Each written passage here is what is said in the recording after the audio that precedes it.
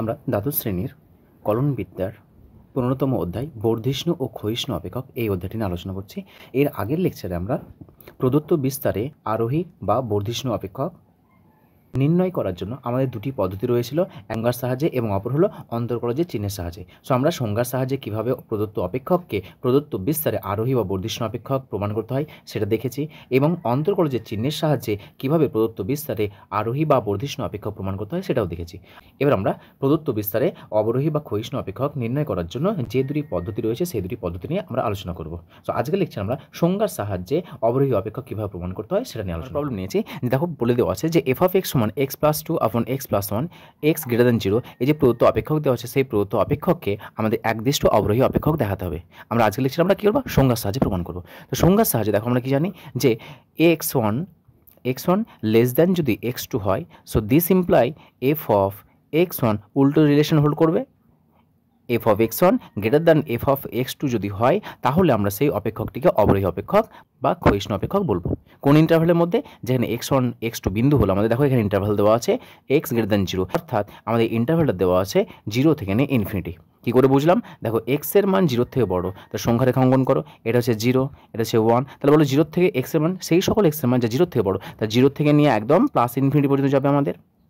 So দেখো এখানে যেহেতু স্ট্রিক্টলি গ্রেটার দ্যান আছে, সো আমার এখানে ওপেন ইন্টারভ্যাল হবে, অনুরূপভাবে ইনফিনিটি যেটা আছে সেখানেও আমাদের ওপেন ইন্টারভ্যাল হবে। তাহলে এই বিস্তারের মধ্যে আমাদের এই প্রদত্ত অপেক্ষককে আমাদের অবরোহী অপেক্ষক প্রমাণ করতে হবে। তাহলে প্রথমে আমরা এই ইন্টারভ্যাল বা এই যে বিস্তার দেওয়া আছে সেই বিস্তারে আমরা দুটি বিন্দু x1 x2 ধরে নেব। সে প্রথমে ধরে নাও যে ধরি x1 x2 belongs to 0 to infinity, এবং অবশ্য মেনশন করে দিতে হবে যে x1 less than x2, x1 বিন্দুটি x2 বিন্দুর থেকে ছোট। এবার আমরা কি প্রমাণ করব? F of x1 greater than F of x2। এটা প্রমাণ করার অর্থই হচ্ছে, দেখো আমরা প্রমাণ করব F of x1 minus F of x2 greater than 0।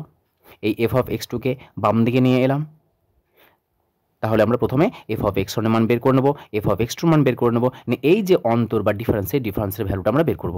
অতএব এফ অফ x1, x এর জায়গাতে x1 বসাচ্ছি, equals to x1 plus 2 by x1 plus 1, ও এফ অফ x2, x এর পজিশনে x2 বসাও, পাচ্ছি আমরা x2 plus 2 by x2 plus 1।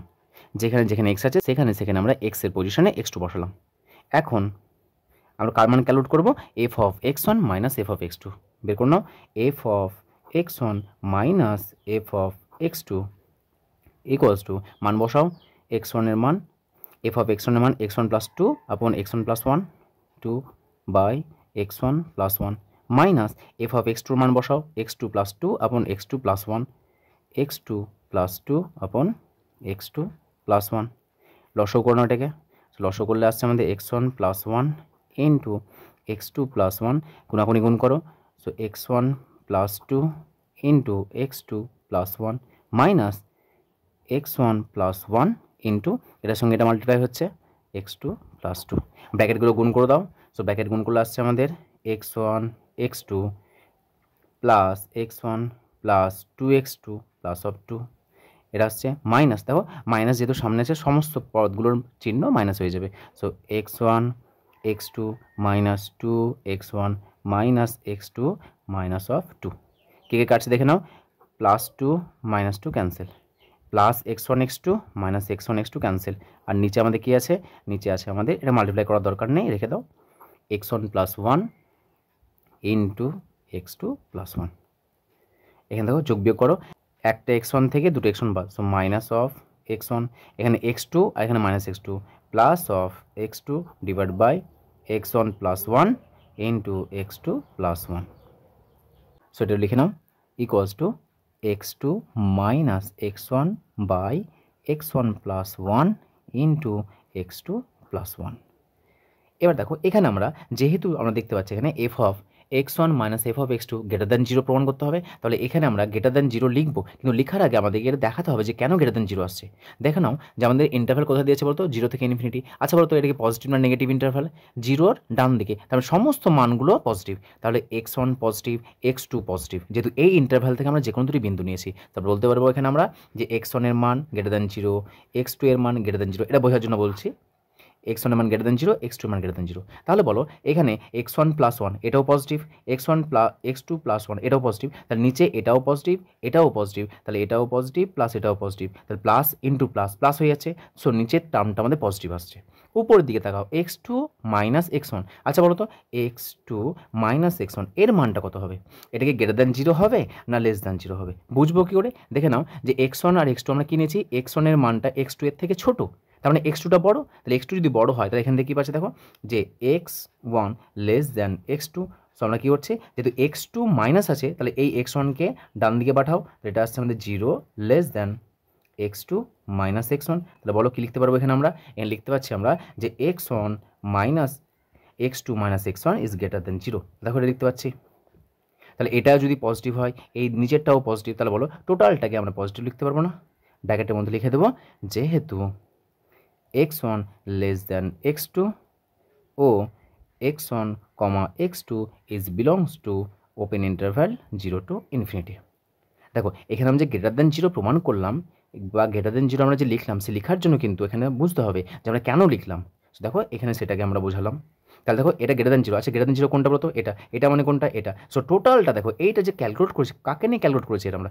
এই যে মানটা, সেই মানটা ক্যালকুলেট করেছি। সো আলটিমেট আমরা শুরু করেছিলাম এখানে, শেষ করেছি এখানে। তো অত লিখে নেব, অতএব f of x1 minus f of x2 is greater than 0 for all x1 x2 belongs to 0 to infinity।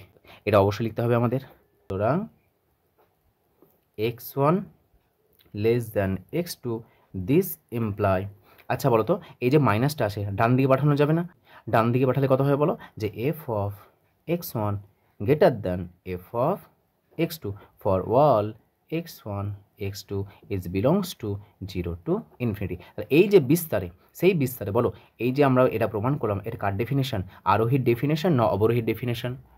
এখানে দেখো যে বিন্দুগুলো লেস দ্যান চিহ্ন হোল্ড করেছে এবং ফাংশনাল ভ্যালুটা গ্রেটার দ্যান চিহ্ন হোল্ড করেছে। আমরা ডেফিনেশনে বলেছিলাম বিন্দুগুলি যে চিহ্ন হোল্ড করবে তার বিপরীত চিহ্ন যদি হোল্ড করে তাহলে অবশ্যই ফাংশনটা হবে একটি অবরোহী বা ক্ষয়িষ্ণু অপেক্ষক।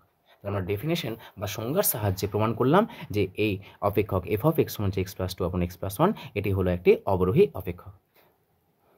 অতএব এফ অফ এক্স সমান x plus two by x plus one 0, infinity বিস্তারে অবরোহী। এর পরবর্তী লেকচারে আমরা এটা সংজ্ঞার সাহায্যে প্রমাণ করলাম। আমরা খুব সহজে অন্তর্কর যে চিহ্ন রয়েছে সেই চিহ্নের সাহায্যে এই যে প্রদত্ত অপেক্ষক সেই প্রদত্ত অপেক্ষকটিকে আমরা অবরোহী অপেক্ষক প্রমাণ করব।